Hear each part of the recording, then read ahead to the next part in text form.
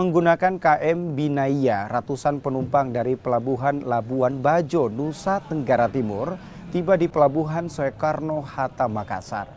Dari data pihak pelabuhan, sejak 7 hari jelang Natal, total penumpang yang tiba di pelabuhan mencapai 2.400 penumpang.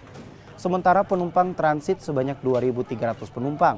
Diperkirakan jumlah penumpang libur Natal dan Tahun Baru akan meningkat hingga 20%. Liburan Natal dan Tahun Baru? Iya. Sama siapa, Bu? Dengan anak nih berdua. Ini Natalan di Makassar ya, Bu? Iya, Pak. Di Makassar siapa, Bu? Saudara. Di Makassar ya, Bu? Liburan Oh, liburan Natal tahun ini. Ini Bu dari mana, Bu? dari Bima. Di Bima kerjanya apa, Bu, di sana? Berarti ini mengisi libur Nataru ini di Makassar untuk Iya, bilang orang sini.